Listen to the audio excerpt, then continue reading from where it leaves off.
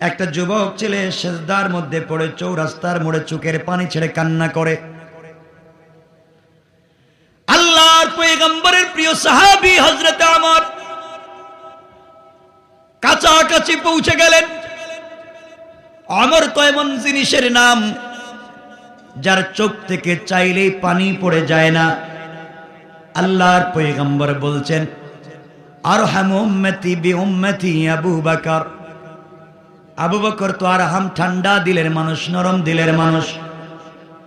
ওমরকে বলেছেন আসাদ্দুহুম ফি আমরিল্লাহি ওমর। ওমর তো শক্ত দিলের মানুষ। আমার মুসলমান বন্ধুগণ, এই ওমর এসে হাজির হয়ে গেলেন। তিনি তাকায়া দেখতে লাগলেন একটা যুবক ছেলে সেজদার মধ্যে পড়ে চোখের পানি ছেড়ে ছেড়ে কান্না করে। হযরত ওমর ডাক দিয়া বললেন, যুবক রে, মাথা উঠাও, কেন কান্না করো? যুবক ডাক দিয়া বলছেন, ভাই ওমর রে, দুনিয়ার জমিনে আমি এত বড় অপরাধ করে ফেলেছি, এত বড় অন্যায় করে ফেলেছি, এত বড় গুনাহ করে ফেলেছি, যেই গুনার কারণে আমি অনুতপ্ত হয়ে গিয়েছি, বাঁচবার পথ নাই। এই জন্যে সেজদার মধ্যে পড়ে চোখের পানি ছেড়ে ছেড়ে কান্না করি। আমার ডাক দিয়া বললেন, যুবক তুমি বলো কি অন্যায় করেছো?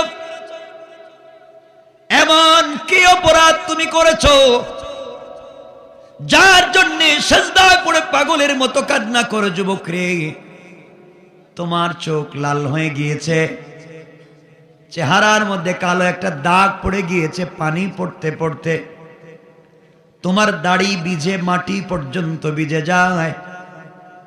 যুবক তুমি কি করেছো আমার কাছে খুলে বলো। যুবক ডাক দিয়ে বলছেন, ভাই আমার এত বড় অপরাধ করেছি, নির্ঘাত আপনার কাছে আমি বললে আপনি কোনো সমাধান দিতে পারবেন না, আপনি আমাকে কিছুই করে দিতে পারবেন না। শুধু শুধু আপনার কাছে গুনার কথা বলে আমার কোনো কল্যাণ নাই। যুবক ডাক দিয়ে বলছে, ওমর তুমি কি আমার জন্য একটু সহযোগিতা করতে পারো? আমার বললেন, তুমি কেমন সহযোগিতা চাও? যুবক ডেকে বলছেন, ভাই আমার এখনো দুনিয়ার জমিনে বিশ্ব নবী জিন্দা, আল্লাহ রব্বুল ইজ্জত ওয়াল জালালের বন্ধু হাবিবুল্লাহ দুনিয়ার জমিনে জিন্দা। আমার বিশ্বাস, আমি যদি বিশ্ব নবীর দরবারে চলে যাই, রাসূল পাক সাল্লাল্লাহু আলাইহি ওয়াসাল্লামের কাছে চলে যাই, আর আমার নবী আমার জন্য আল্লাহর দরবারে তিনি সুপারিশ করেন, ক্ষমা প্রার্থনা আমার জন্য করেন, আমাকে নিয়ে আমি রাসূল পাকের হাতে হাত রেখে যদি তওবা করি, আমার বিশ্বাস আমার আল্লাহ রাসূল পাকের কথায় আমাকে ক্ষমা করে দিবেন। কোন সুবহানাল্লাহ।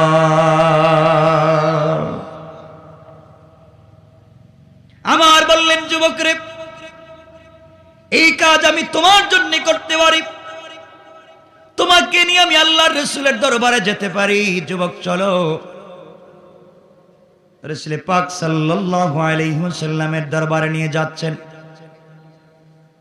গুনাহগার যুবক গুনার জন্য কান্না করে, অনুশোচনা করে, রাস্তা দাঁড় করিয়ে দিলেন। রাসূল পাকের দরওয়াজায় গিয়ে ইজাজত চাইলেন, অনুমতি চাইলেন। আল্লাহর নবীর দরওয়াজা খুলে দিলেন আর ডেকে বললেন, ওমর তুমি কেন এসেছো? ওমর বলছেন, ইয়া রাসূলুল্লাহ, ইয়া হাবিবাল্লাহ, পয়গম্বরে আরবি, আমি এসেছিলাম আমার বিশেষ প্রয়োজনে আপনার কাছে এসেছি, কিন্তু এই মুহূর্তে একটা গুনাহগার যুবককে নিয়ে এসেছি। পয়গম্বরে আরবি নওজোয়ান যুবক গুনাহ করে রাস্তায় পড়ে কান্না করে, তার কান্নার কারণে চোখের মধ্যে দাগ পড়ে গিয়েছে। পয়গম্বরে আরবি আপনার দরবারে নিয়ে এসেছি। ওগো আল্লাহর পয়গম্বর, আপনি অনুমতি দিলে আপনার ঘরের ভিতরে নিয়ে আসতে পারি। আল্লাহর পয়গম্বর বলেন, ওমর নিয়ে আসো। যুবকটাকে বিশ্ব নবীর দরবারে আনা হচ্ছে। নবীজি বললেন ওমর রে, না না, তুমি গুনাহগার যুবকটাকে তুমি নিয়ে আসবা আমার ঘরে, আমি অনুমতি দিলাম আর তোমাকে বলে দিলাম নিয়ে আসো। এই কথার কারণে যদি কিয়ামতের দিনে আল্লাহ আমাকে জিজ্ঞাসা করেন, আমার কোন গুনাহগার গোলাম গুনাহ করতে পারে, কিন্তু আমার গোলাম কেন আপনি তার প্রতি মানবতা সুলভ আচরণ করলেন না? আমার তুমি এখানে দাঁড়িয়ে থাকো, আমি বিশ্ব নবী এই মুহূর্তে ঘর থেকে বের হয়ে যুবকটাকে যেখানে রেখেছো, আমি বিশ্ব নবী তাকে হাত ধরে ধরে আমি আমার ঘরে নিয়ে আসতে চাই। কোন সুবহানাল্লাহ। আমার আল্লাহ বলবেন কিয়ামতের দিনে, সূরা আল মাআরিজের 9 নম্বর আয়াত থেকে আমার আল্লাহ বলছেন, ওয়া তাকুনুল জিবালু কাল আইহিন। আল্লাহ বলবেন কিয়ামতের দিনে, যেই দিন পর্বত সমূহ রঙিন হয়ে উড়াউড়ি করবে, উড়ে যাবে তুলার মতো, ওই দিন বুঝতে পারবা কোন জিনিস। ওই দিন তুমি মনে করবা তোমার বন্ধু কে ছিল। আল্লাহ বলছেন ওই দিন বুঝবা, ওয়ালা ইয়াসআলু হামিমুন হামিমা। আল্লাহ রাব্বুল ইজ্জত ওয়াল জালাল বলছেন ওই দিন বুঝবা বন্ধু বন্ধুর খবর নিবে না। আল্লাহ বলছেন আর কি বলতো, এরপরে বলবে ইউবাসসিরুনাহুম ইয়াওয়াদ্দুল মুজরিমু লাউ ইয়াফতাদি মিন আযাবি ইয়াউমিইযিন বিবানি। আল্লাহ রাব্বুল ইজ্জত ওয়াল জালাল বলছেন ওই দিন একে অপরকে দেখবে, পীর তার মুরিদকে দেখবে, মুরিদ তার পীরকে দেখবে, নেতা তার কর্মীকে দেখবে, কর্মী তার নেতাকে দেখবে। কিন্তু আল্লাহ রাব্বুল ইজ্জত ওয়াল জালাল বলছেন ওই দিন কেউ কারো সঙ্গে কথা পর্যন্ত বলতে চাইবে না। তুমি আমি বাঁচবার জন্য আল্লাহর কাছে বলবো, আল্লাহ তাআলা ইয়াউমিইযিন বিবানি, আয় আল্লাহ আমাকে ছেড়ে দাও, আমার সন্তানদেরকে ধরো, ওদেরকে মানুষ করবার জন্য, ওদেরকে খাওয়াবার জন্য, ওদেরকে বড় করবার জন্য জিন্দেগি প্রবাসে কাটাইছি, ঠিক মতো নামাজ পড়তে পারি নাই, ওদের স্কুলের বেতন দেওয়ার জন্য আজানের পরে দোকান খুলে রেখেছি, আল্লাহ তাআলা বিপদে পড়ে গিয়েছি, আমাকে বাঁচাও। আল্লাহ বলবেন সবাইকে দিতে পারো জামিন, তোমাকে ছাড়া যাবে না। আয় আল্লাহ আমার সন্তানদেরকে তোমাকে দিলাম, আমারে ছেড়ে দাও। আল্লাহ বলছেন আর কি বলতে বল। আয় আল্লাহ সন্তানদেরকে এডুকেটেড বানাইছি, এমপি মন্ত্রী বানাইছি, সচিব বানাইছি, ডক্টর বানাইছি, ওদের পিছনে সময় ব্যয় করতে গিয়ে আমি নামাজ পড়তে পারি নাই, ইবাদত করতে পারি নাই, ওদের কারণে আমার এই অবস্থা। আল্লাহ সন্তানদেরকে ধরো, আমাকে ছাড়ো। আল্লাহ বলছেন আর কি বলবে বল। গোলাম এই সময় বলবে ওয়া সাহিবাতিহি ওয়া আখি, আল্লাহ আমার বউরে বাঁধো, ও সাহিবাতি আমার বউরে বাঁধো। ওর অর্নামেন্টস আর জুয়েলারি দেওয়ার জন্য আমি কিন্তু ঘুষ খাইছি। আমারে প্রতিদিন কয় পাশের বাড়ির বাবির বাসায় সোফা আছে, কত জিনিস আছে, এয়ার কন্ডিশন, এয়ার কুলার আছে, টাই সিরামিক আছে, তোমার কেন হয় না? বর কথা শুনতে শুনতে আমি অফিসে ঘুষের টাকা দিয়ে এগুলা করছি, আল্লাহ এরে বান্ধব। ঠিক? আল্লাহ বলবেন বউরে বাঁধলাম। এরপরে কি? এরপরে বলছে ও আখি, আল্লাহ আমার ভাইদেরকে বান্ধব। ও কেন?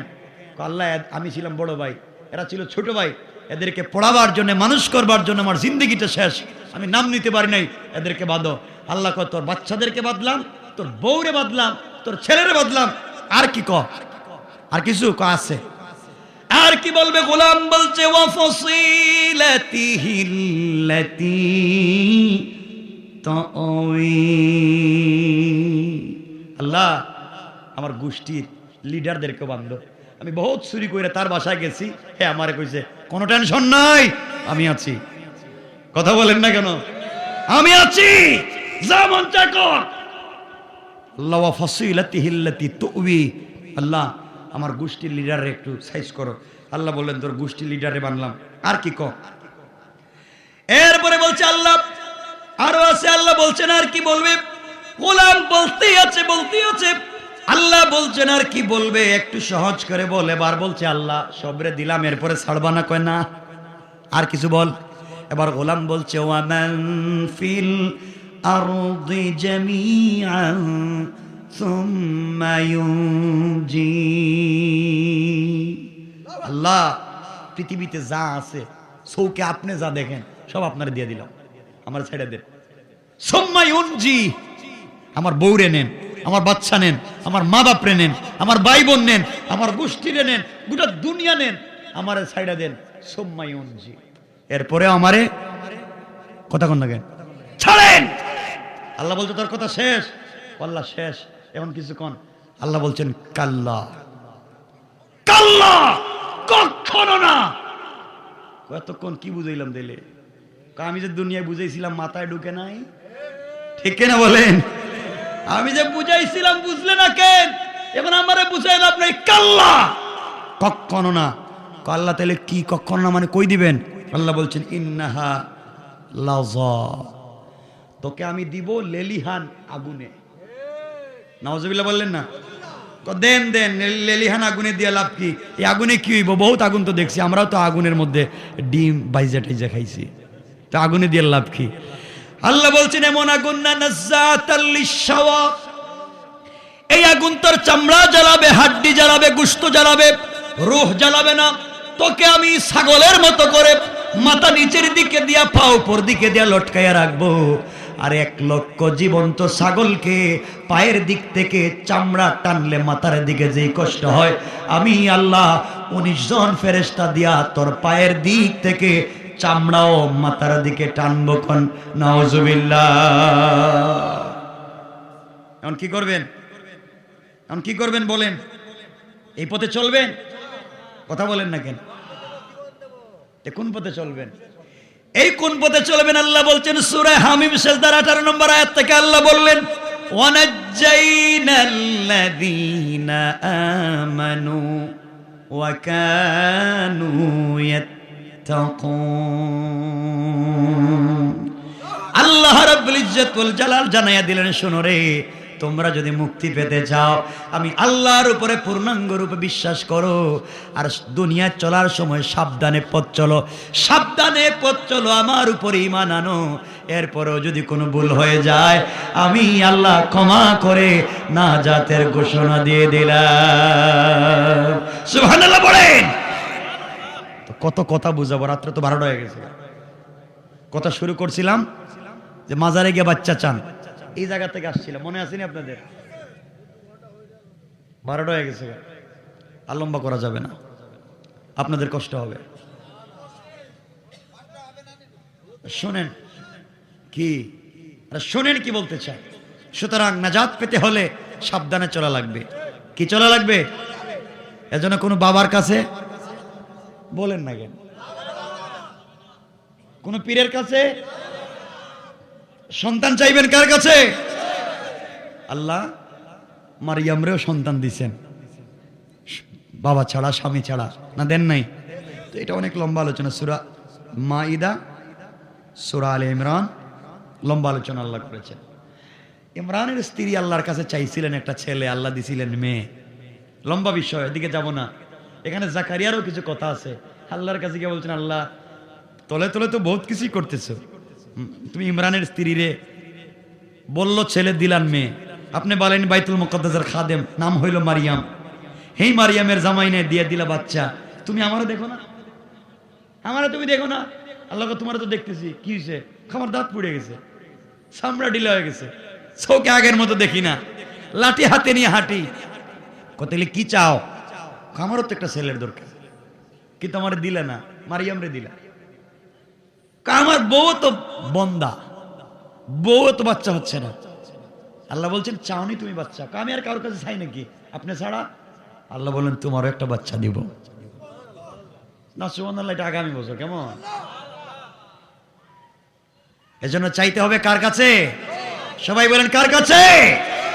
আর যারা কৌশল করে ষড়যন্ত্র করে দিনকে মুছে দিতে চায়, এরা যুগে যুগে আল্লাহর দুনিয়ার জমিনে আস্থা করে নিক্ষেপ হয়, আল্লাহর কৌশলের কাছে তারা টিকতে পারে না। আমার আল্লাহ কুরআনে কারীমের ভিতরে বলছেন ওয়া মাকারু ওয়া মাকারাল্লাহ ওয়াল্লাহু খায়রুল মাকিরিন।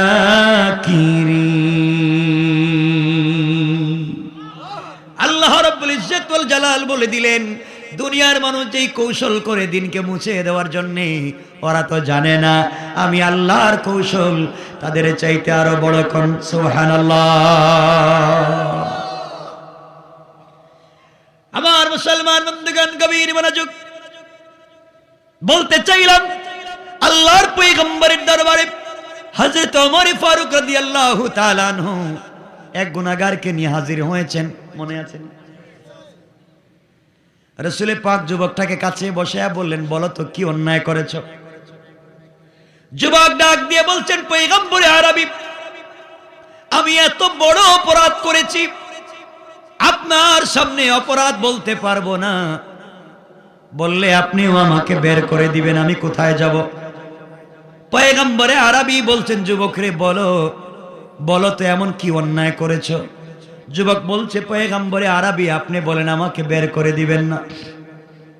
আল্লাহর পয়গম্বর বললেন, বলো কি অপরাধ করেছো, তোমার অপরাধ কত বড়? যুবক বলছেন, পয়গম্বরে আরবি আমার গুনাহ অনেক বড়।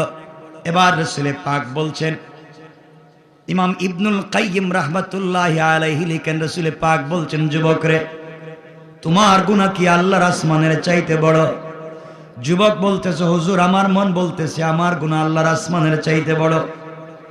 আমার নবী বললেন, যুবক জবাব দাও, তোমার গুনাহ কি আল্লাহর জমিনের চাইতে বড়? যুবক ডেকে ডেকে বলছেন, পয়গম্বরে আরবি আমার গুনাহ তো আল্লাহর জমিনের চাইতেও বড়। এবার নবীজি বললেন, যুবক রে তুমি জবাব দাও, আর আসমান জমিন দুটোটা মিলালে যত বড় হয় তার চাইতে বড়। যুবক ডেকে ডেকে বলছেন, পয়গম্বরে আরবি আমার মন বলছে আমার গুনাহ আরো বড়। আমার নবীজি বললেন, যুবক জবাব দাও, তোমার গুনাহ কি সিদরাতুল মুনতাহার চাইতে বড়?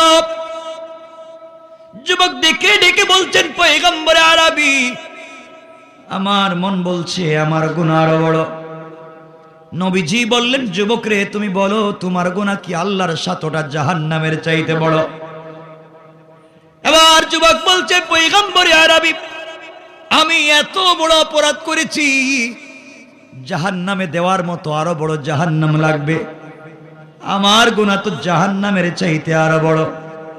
এবার নবীজি বললেন, যুবক তুমি জবাব দাও, তোমার গুনাহ কি আল্লাহর 8টা জান্নাতের চাইতে বড়? যুবক বলছেন, পয়গম্বরে আরবি আমার মন বলছে আমার গুনাহ 8টা জান্নাতের চাইতে বড়। এবার আমার নবীজি বললেন, যুবক জবাব দে, তোর গুনাহ কি আরশ কুরসি লৌহ কলমের চাইতে বড়? যুবক চোখের পানি ছেড়ে কান্না করে বলছেন, পয়গম্বরে আরবি আমার মন বলছে আমার গুনাহ তার চাইতে আরো বড়। এবার নবীজি বললেন, যুবক রে জবাব দে, আসমান জমিন আরশ কুরসি লৌহ কলম জান্নাত জাহান্নাম আল্লাহ যা তৈরি করেছেন সব মিলালে যত বড় হয়, তোর গুনাহ কি আরো বড়? যুবক বলছেন, পয়গম্বরে আরবি মন বলছে আরো বড়। আমার নবীজি আবার দাঁড়িয়ে গেলেন, আর ডাক দিয়ে বললেন, যুবক বল, হাল আশরাকতা বিল্লাহ, নিশ্চয় তুই আল্লাহর সাথে কাউকে শরীক করেছ? আল্লাহ বলছেন, শিরকের চাইতে বড় কোনো গুনাহ নাই, তুমি নিশ্চয় শিরিক করেছো। যুবক বলছেন, না না ইয়া রাসূলুল্লাহ, অবশ্যই আমি কিন্তু শিরিক করি নাই। নবীজি বলছেন, তাহলে শিরিক করলে না এত বড় গুনাহ কোথা থেকে আইলো? আমার নবীজি বলছেন, তাহলে বল, হাল কাতালতা নাফসা, অন্যায়ভাবে তুমি কাউকে হত্যা করেছো? কারণ অন্যায়ভাবে মানুষ হত্যা করা সবথেকে বড় পাপ। যুবক রে তুমি কি কোন মানুষ হত্যা করেছো? যুবক বলছেন, পয়গম্বরে আরবি না। নবীজি বললেন, যুবক মানুষ হত্যা করো নাই, তুমি শিরিকও করো নাই, এর চাইতে বড় গুনাহ আমার জানা মতে আর নেই, আল্লাহ আমারে আর জানান নাই। যুবক বলছে, পয়গম্বরে আরবি আমার গুনাহ আরো বড়। এবার নবীজি বলছেন, তুমি যদি বলতে চাও বলতে পারো, না বলতে চাইলে চলে যেতে পারো, শুধু শুধু কথা বলে লাভ নাই, গুনাহ কি করেছো বলো। যুবক দাঁড়ায়া চোখের পানি ছেড়ে বলছে, পয়গম্বরে আরবি আমি হলাম এই মদিনার সবথেকে বড় কাফন চোরা। কিছু কাফন চোরা।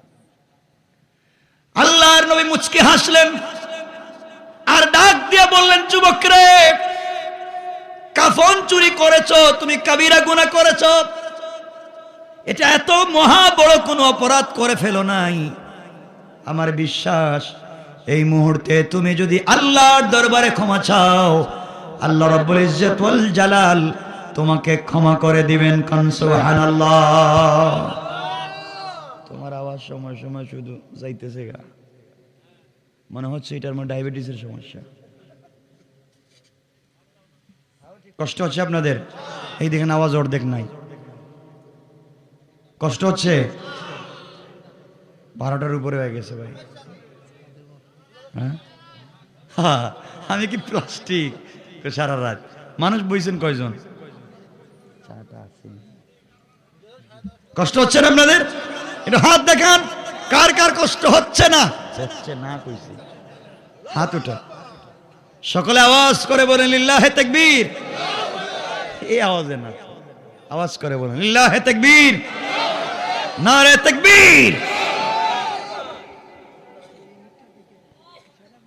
তোমার এটার অবস্থা দেখতেছি, এটারে ভালো ওষুধ খাওয়াইও।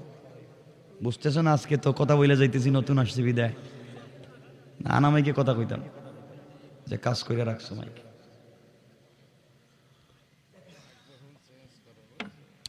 আমার বন্ধুগণ শোনেন, মাশাআল্লাহ বসে আছেন, প্রস্রাবে ধরলেও যাইয়েন না। আমি কি প্রস্রাবের জন্য গেছি নাকি উঠতে? আমিও রেখা দিব, আপনারা উঠলে। নবীজি বলছেন, যুবক কি গুনাহ করেছো? ইয়া রাসূলুল্লাহ, আমি তো কাফন চোরা। নবীজি বলছেন, তো কাফন চুরি করছো, কি হয়েছে? তওবা করো, মাফ হয়ে যাবে। যুবক, ইয়া রাসূলুল্লাহ, শুধু কাফন চুরি করেই আমার গুনাহ শেষ হয় নাই, গুনাহ তো আরো আছে। নবীজি বললেন, বলো কি করেছো দেখি। এবার যুবক চোখের পানি ছেড়ে বলছে, পয়গম্বরে আরবি, আমার কাজ হচ্ছে কাফন চুরি করে চলে যাওয়া। মদিনার জমিনে নতুন যেই মানুষ মারা যায় তাকে কবরে রেখে দেওয়ার পরে গভীর রাত্রে কাফন চুরি করে বাজারে বিক্রি করি। এইভাবে আমার দিন চলে, এইভাবে আমার পরিবার চলে। দীর্ঘদিন থেকে আমি কাফন চুরি করে সমাজে বাজারে বিক্রি করে খাই। পয়গম্বরে আরবি, গতকালকে একটা হৃদয় বিদারক ঘটনা ঘটে গিয়েছে। আল্লাহর পয়গম্বর বললেন, বলো। এবার যুবক বলছেন, পয়গম্বরে আরবি, গতকালকে মদিনার একজন আনসারী সাহাবীর মেয়ে ইন্তেকাল করেছেন। মেয়েটা কোরআনের হাফেজা। মেয়েটা আজকে পর্যন্ত দুনিয়ার কোনো পুরুষ মানুষকে দেখে নাই। মেয়েটা আজ পর্যন্ত বিয়ে শাদী করে নাই। পয়গম্বর আরবি যেই মেয়েটার উপাধি হুরে মদিনা, মদিনার হুর, বিশ্ব সুন্দরী একটা মেয়ে, গতকালকে ইন্তেকাল করেছে। আর মনে কথা বলতে দিবা না তুমি?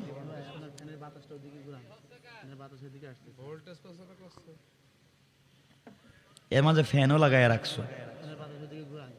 কি যে জিনিস করছো তুমি আজকে।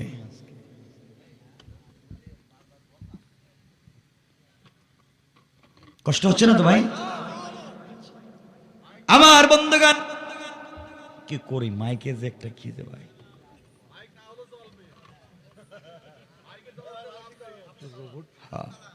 আমার বন্ধুগণ গভীর মনোযোগ। যুবক ডেকে বলছেন, পয়গম্বরে আরবি, গতকালকে আনসারী এক যুবতী মেয়ে ইন্তেকাল করেছে। মেয়েটার উপাধি হুরে মদিনা। এই মেয়েটাকে আজ পর্যন্ত পৃথিবীর কোনো পুরুষ মানুষ দেখে নাই। মেয়েটা এখন পর্যন্ত কোনো ছেলেকে বিয়ে করে নাই। সারা রাত তাহাজ্জুদের সালাত পড়ে, সারাদিন নফল ইবাদত করে, রোজা রাখে। পয়গম্বরে আরবি, কত ছেলে কোটি টাকার মালিক এই মেয়েটাকে একটা নজর দেখবার চেষ্টা করেছে, কিন্তু আজ পর্যন্ত দেখতে পারে নাই। এই মেয়েটা হঠাৎ করে কালকে ইন্তেকাল করেছে। ইন্তেকাল করবার পরে তার আত্মীয় স্বজন মিলে এই মেয়েটাকে গোসল করাইয়া, কাফন পরাইয়া, জানাজার নামাজ পড়াইয়া কবরে মাদফন করে রেখে দিয়েছে, সমাধিস্থ করে দিয়েছে। আগো আল্লাহর পয়গম্বর, রাত্র যখন গভীর হয়ে গিয়েছে, আমি আমার চিরাচরিত নিয়ম অনুযায়ী কবরের কাছাকাছি চলে গেলাম, গুরুস্থানে চলে গেলাম কাফন চুরি করার জন্যে। গভীর রাত্রে সমাজে যখন পিন পতন নীরবতা বিরাজ করছে, ওগো পয়গম্বরে আরবি, ওই সময় আমি পৌঁছে গেলাম, কবর খনন করা শুরু করে দিলাম। কবরের ভিতরে পৌঁছে গেলাম, নিয়ম অনুযায়ী 5টা কাফনের কাপড় আমি চুরি করলাম। 5টা কাফনের কাপড় আমি চুরি করে যখন বের হয়ে যাব, ওই সময় শয়তান আমাকে কুমন্ত্রণা দিতে লাগলো, শয়তান আমাকে ওয়াসওয়াসা দিতে লাগলো। ডাক দিয়ে বলছে, যুবক রে, তোর মতো আহাম্মক আর বেওকুফ দুনিয়ার জমিনে নাই। যুবক, যেই মেয়েটাকে একটা নজর দেখবার জন্য মদিনার লক্ষ লক্ষ ছেলেরা পাগল, যেই ছেলেকে যেই মেয়েকে একটাবার দেখতে চায়, এরপরেও তারা দেখতে পারে না। যুবক, যেই মেয়েটার উপাধি হুরে মদিনা, যেই মেয়েটা দুনিয়ার জমিনে এখন পর্যন্ত বিয়ে করে নাই, কোন ছেলে স্পর্শ করে নাই, এমন একটা মেয়ে তোমার সামনে কবরের ভিতরে তুমি কাফন নিয়ে চুরি করে চলে যাও, বিশ্ব সুন্দরী মেয়েটাকে কি এভাবে পাওয়া যাবে? যুবক, তোমার মতো আহাম্মক দুনিয়ার জমিনে নাই। এই মেয়েটাকে টাকার বিনিময়ে পাওয়া যাবে না। তুমি মেয়েটাকে নিজের কাছে পেয়েছো। যুবক রে, তোমার কি যৌবনের চাহিদা নাই? তোমার কি শারীরিক চাহিদা মিটাবার মতো কোনো শক্তি নাই?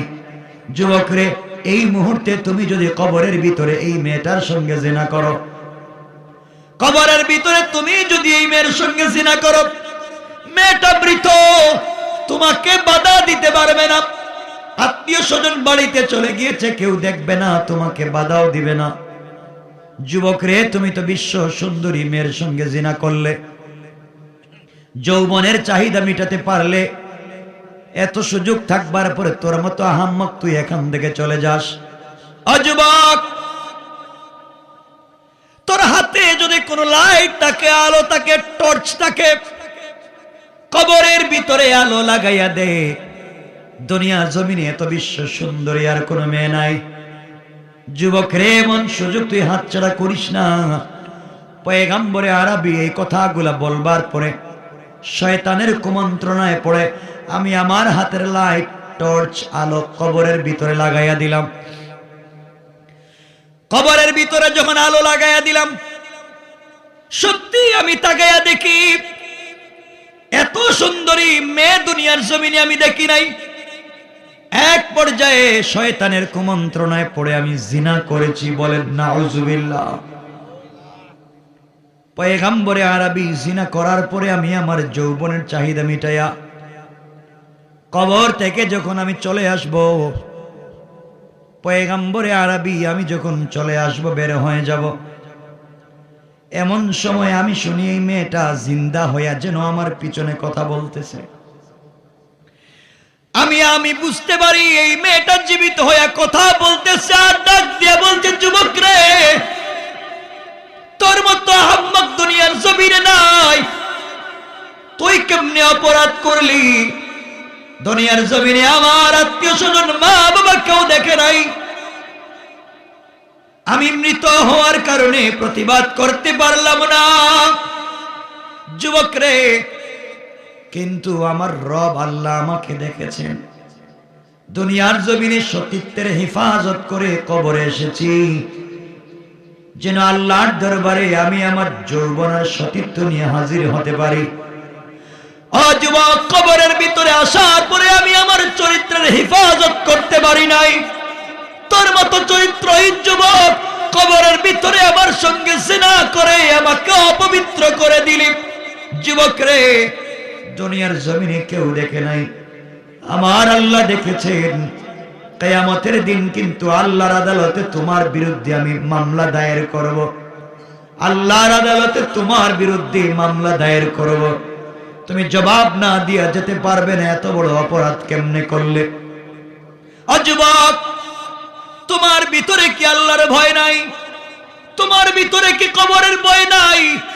তোমার ভিতরে কি জাহান্নামের আগুনের ভয় নাই? কয়েক মিনিটের আনন্দের জন্য গোটা জিন্দেগি জাহান্নামে জ্বলবা।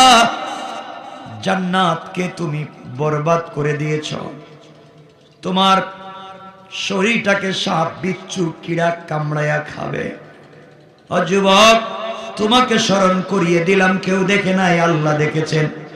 যুবক রে, তোমার ভিতরে কি আল্লাহর দরবারে দাঁড়াবার ভয় নাই? পয়গম্বরে আরবী এই কথাগুলো যখন আমার কানের ভিতরে আসছে, আমার ভয় ঢুকে গিয়েছে।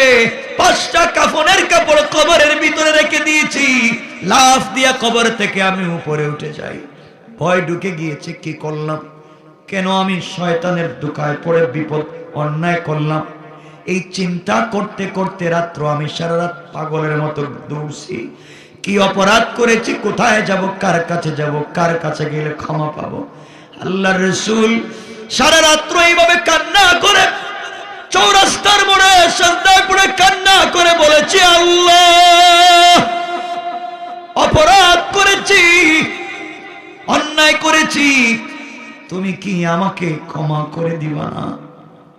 রব্বে করিম, তুমি ছাড়া যে আমার কেউ নাই, অপরাধ অনেক বড় হয়ে গিয়েছে। পয়গম্বরে আরবী ভাবে কান্না করে করে ফজর কাটাইয়া দিয়েছি। ফজরের পরে হযরত ওমর এই রাস্তা দিয়ে যায়, আপনার দরবারে আমাকে নিয়ে হাজির হয়েছেন। পয়গম্বরে আরবী, আপনি বলেন আমার মতো গুনাহগারের মাফির লাইন কি? কেমনে তওবা করলে মাফ হবে আপনি বলে দিন। আমার নবী দাঁড়িয়ে বললেন, যুবক রে, বের হয়ে যা, আমার বাড়ি থেকে বের হয়ে যা। তুই যদি আমার বাড়িতে এখন দাঁড়াইয়া থাকিস রে যুবক, না জানি আল্লাহর কোন আযাব চলে আসে, না জানি কোন গজব চলে আসে। আমার মনে পড়ছে পয়গম্বরে মূসা 70,000 বনি ইসরাইল নিয়ে আল্লাহর কাছে বৃষ্টির জন্য দোয়া করেছিলেন। ওই জায়গায় মাত্র 70,000-এর 69,999 জন আল্লাহর বুজুর্গ ওলি, একটা মাত্র লোক ছিল জিনাকার। এই জন্য আল্লাহ মূসার দোয়াকে ফিরাইয়া দিয়েছে, কবুল করে নাই। মূসাকে বলছে, মূসা রে, 1 লক্ষ বছর দোয়া তুমি করতে পারো, 69,000 মানুষ ভালো হতে পারে, একজন জিনাকার থাকলে কিন্তু দোয়া কবুল করব না। মূসার দোয়াকে ফিরাইয়া দিয়েছেন, আযাব কিন্তু দিয়েছিলেন।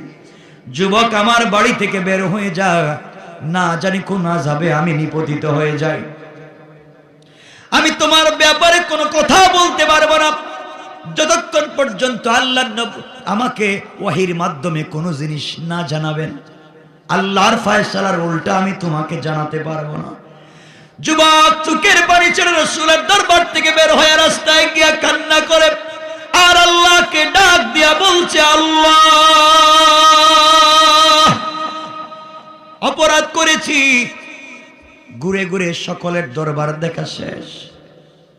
তোমার বন্ধু হাবিবুল্লাহর দরবারে আমি গিয়েছিলাম, তিনিও আমাকে বের করে দিয়েছেন। আল্লাহ তাআলা, আমি এখন কোথায় যাব? গুনাহ নিয়ে আমি মরতে চাই না। এইভাবে লোকটা মদিনার সবথেকে উঁচা পাহাড়ের উপরে উঠে গেল। লম্বা কথা সংক্ষেপ করে বলি, 1 দিন 2 দিন না, একাধারে 40 দিন পর্যন্ত সিজদায় পড়ে চোখের পানি ছেড়ে কান্না করে আর আল্লাহকে ডাক দিয়া বলছে, আল্লাহ তাআলা, তুমি কি আমাকে ক্ষমা করে দিবা না? আমি অন্যায় করেছি, জাহান্নামী হতে চাই না, দুনিয়া আমার অপরাধ ক্ষমা করে দাও।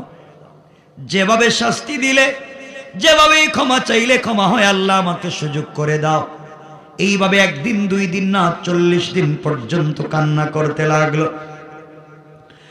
আমার বন্ধুগণ গভীর রাত্রে কান্না করে বলছে, আল্লাহ, দুনিয়ার মানুষ ঘুমিয়ে গিয়েছে, কিন্তু অপরাধ করে আমি ঘুমাই না, এখনো কান্না করি, তুমি আমাকে ক্ষমা করে দাও। এইভাবে 40তম রাত্র ফজরের সালাতের পরে রাসূল পাক সাল্লাল্লাহু আলাইহি ওয়াসাল্লাম মদিনার মসজিদে সাহাবায়ে কেরামদেরকে নিয়ে বসে আছেন। নবীজি প্রত্যেক ফজরের সালাতের পরে কিছু নসিহত করতেন, ওয়াজ করতেন। রাসূল পাক বসে আছেন, এমন সময় জিবরিল আমিন হাজির হয়ে গেলেন। সালাম দিয়ে জানতে চাইলেন, ইয়া রাসূলুল্লাহ, আল্লাহ আমাকে কয়েকটা প্রশ্ন করতে পাঠিয়ে দিয়েছেন, আপনাকে আমি কয়েকটা বিষয় জানতে চাই। পয়গম্বরে আরবি এক নাম্বার বিষয়, এই দুনিয়া আপনি সৃষ্টি করেছেন না আল্লাহ? পয়গম্বরে আরবি বলছেন, ও জিবরাইল, এমন উদ্ভট প্রশ্ন জীবনে তুমি আমাকে করো নাই।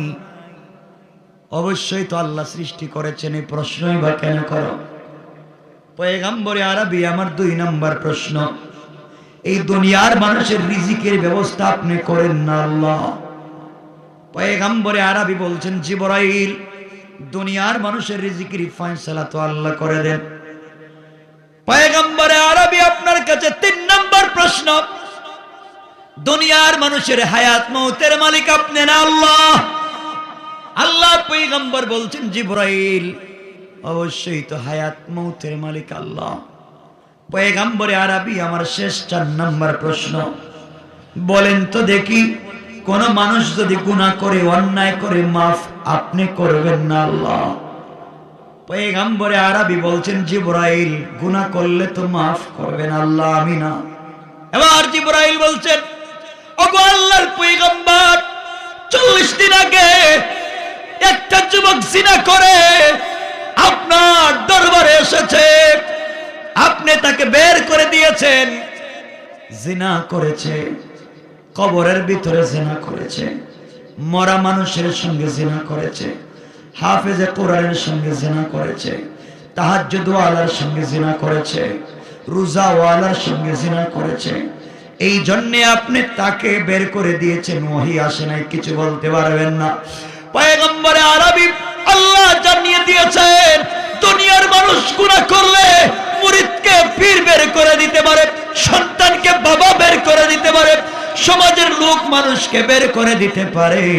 আল্লাহ বলেছেন, তার বান্দা যত অপরাধ করে না কেন, আল্লাহ কোনদিন তার বান্দাকে তার রহমতের দরওয়াজা থেকে ফিরাইয়া দেয় না। আগো পয়গম্বর আরবি, এই লোকটা 40 দিনে আল্লাহর কাছে এমন তওবা করেছে, আল্লাহ রাব্বুল ইজ্জত ওয়াল জালাল তার তওবাকে কবুল আর মঞ্জুর করে নিয়েছেন, তার জিন্দেগীর গুনাহগুলোকে maaf করেছেন। আল্লাহ এত এত খুশি হয়েছেন, তার তওবাকে যদি এই মদিনার 70 জন লিস্টেড রেজিস্টারিকৃত জাহান্নামীদের মধ্যে বন্টন করে দেওয়া যায়, আল্লাহ বলছে তাদেরকেও তিনি এই তওবার কারণে maaf করে দিবেন। পড়েন সুবহানাল্লাহ। এই জন্য আমি বোঝাতে চাই, শুরুতে যেই কথা বলেছিলাম বন্ধুরে, যত অপরাধ করো না কেন, যত অন্যায় করো না কেন, কি হয়েছে? তুমিও জিন্দা, তোমার আমার রবও জিন্দা। আল্লাহর কাছে যদি আমরা ক্ষমা চাই, আল্লাহ বলেছেন, গোলাম রে, ক্ষমা চাইতে দেরি হবে, আমি আল্লাহ তোমাকে ক্ষমা করতে দেরি হবে না। পড়েন সুবহানাল্লাহ। রাত্র 12:30, আমার কথা এখানেই শেষ। এজন্য আমার শেষ কথা হলো, এই ঘটনা অনেক লম্বা। এরপরে কি হলো, ছেলেটাকে আনলেন, কি হলো, রসুল কি বললেন, এরপরে কেমনে কেমনে কি হলো, ওগুলো বাদ। তো আমি বুঝাতে চাইবো এতটুকুনি যে আমরা যত অপরাধ করি না কেন, রব থেকে নিরাশ হয়ে যাব না, ইনশাল্লাহ। বলেন সবাই, বলেন ইনশাল্লাহ। আল্লাহ আমাদের সবাইকে কবুল করুক। আমার জন্য দোয়া চাই, আপনাদের জন্য দিল থেকে দোয়া।